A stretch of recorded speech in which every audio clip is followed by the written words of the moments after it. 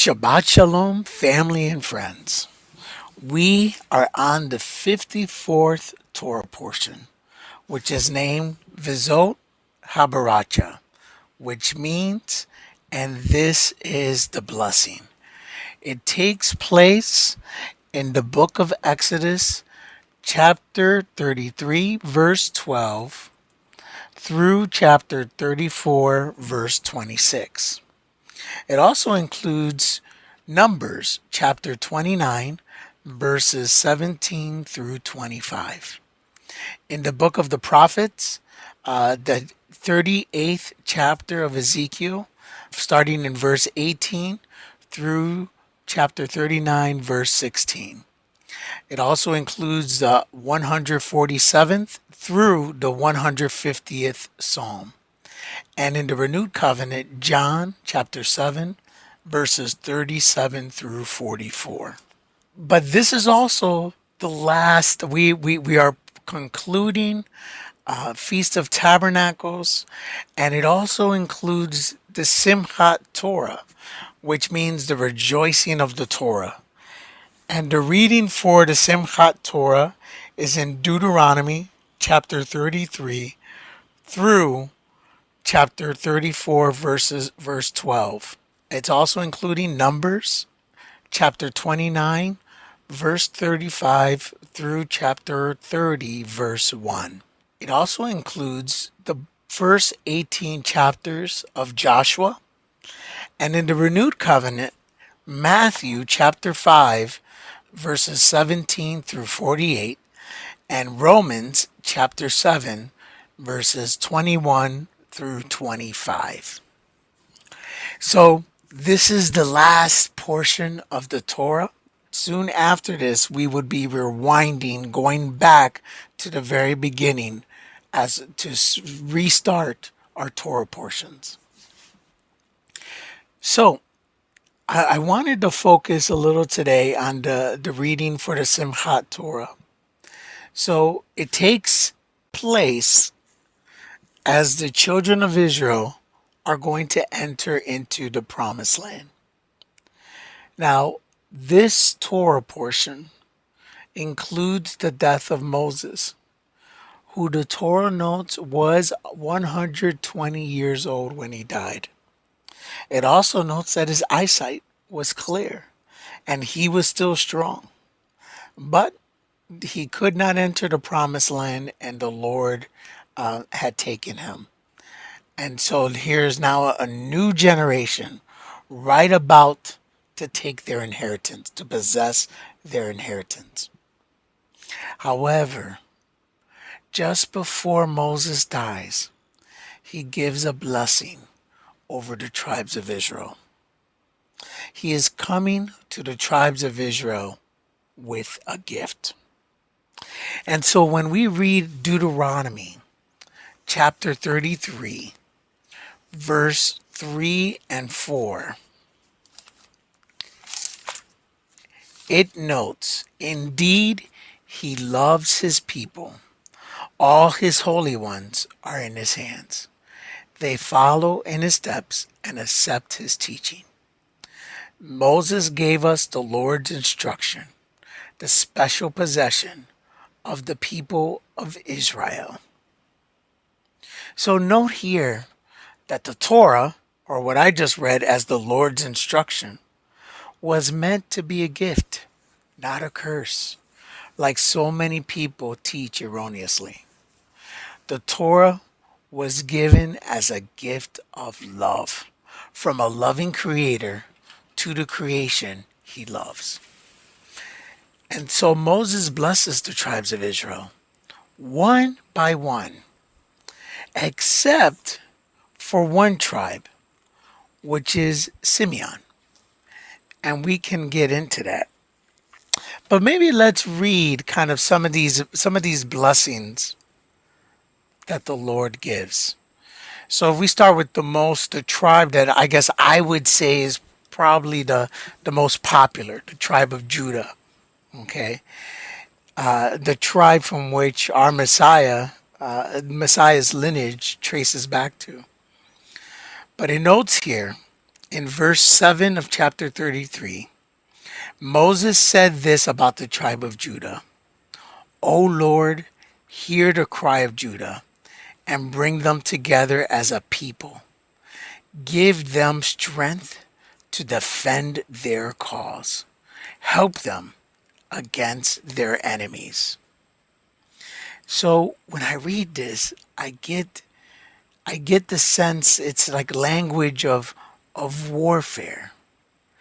So why would Moses' blessing be given within that context of warfare? Well, we know that warfare with the inhabitants of the land is imminent. I mean, they're going to a place that is already occupied by others. So this gives us a clue concerning the reason for the set of blessings. Let's take a peek at some of the blessings given to some of the other tribes. So after Judah are the Levites. And so it notes here in verse 11, hit their enemies where it hurts the most. Strike down their foes so they never rise again. Let's go to the tribe of Benjamin. As part of chapter 12, it notes, he surrounds them continuously and preserves them from every harm. That is the Lord surrounding them, that is. Let's go to Joseph. In the verse 17, part of that verse notes, he will gore distant nations, driving them to the ends of the earth. Let's go in verse 18, Zebulun and Issachar. Part of that verse says, may the people of Zebulun prosper in their travels. Then Issachar, may the people of Issachar prosper at home in their tents. Let's go to verse 20 regarding the tribe of Gad. Gad is poised there like a lion to tear off an arm or a head. Let's go to verse 22 regarding the tribe of Dan. Dan is a lion's cub leaping out from Bashan. Let's go to verse 23 regarding Naphtali. May you possess the west and the south.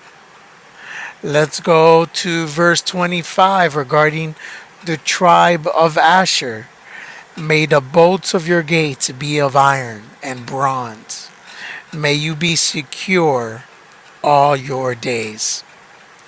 And then in the beginning, the one I skipped when I went down to Judah directly, the blessing regarding Reuben, let the tribe of Reuben live and not die out, though they are few in number. So after reading this, it seems that this is related to warfare. But warfare so then they can obtain their inheritance. But note here that the tribe of Simeon is not mentioned at all.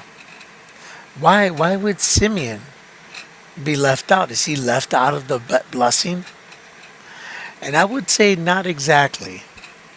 If you look at a map that would be in your Bible of how the tribes of Judah or the tribes of Israel were, where they were located, you'll notice that Simeon's inheritance was part of Judah's territory, or it looks like it's like in the middle of Judah's territory. And that was the case.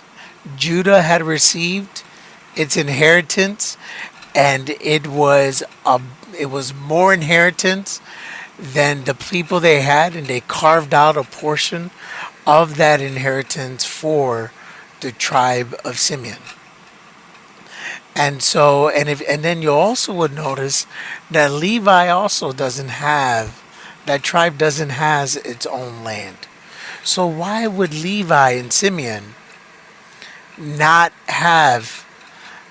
be allocated large portions of land as part of Israel. Well, you remember Levi and Simeon going back, they had killed all the males of Shechem because of the rape of their sister Dinah by Shechem, the son of Hamor. So, as a punishment for their sin, and remember, they had killed these men after, they were circumcised, so they could join up with Jacob and his sons. And so, as a punishment for this sin, their tribes did not receive their own land inheritance. So that's why the tribe of Levi was scattered throughout Israel. And that's why the tribe of Simeon was scattered mainly throughout Judah. Another question that I had going through this was, why was it ordered this way? It wasn't ordered by the birth order, like where Reuben's the oldest, then Simeon, Levi, Judah, Zebulun, Issachar, Dan, Gad, Asher, Naphtali, Joseph, Benjamin.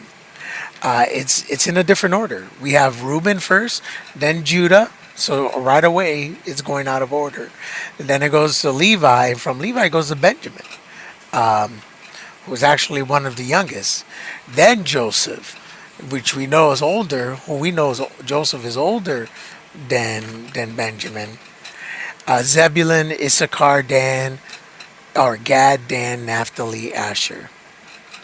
And many believe that this blessing was given in the order that each tribe was going to receive its land, from the south to the north. So,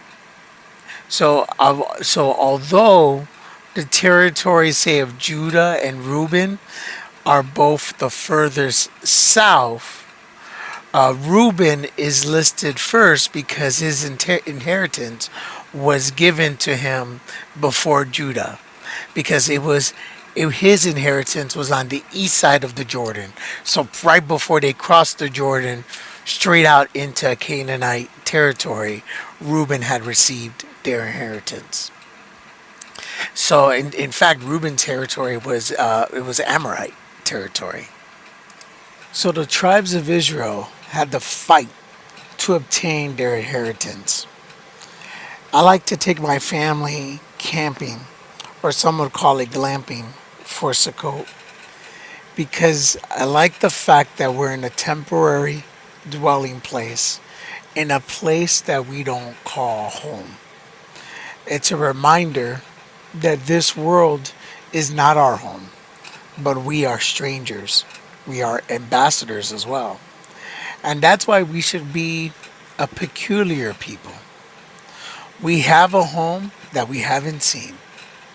But just like the tribes of Israel, we need to fight to obtain our inheritance.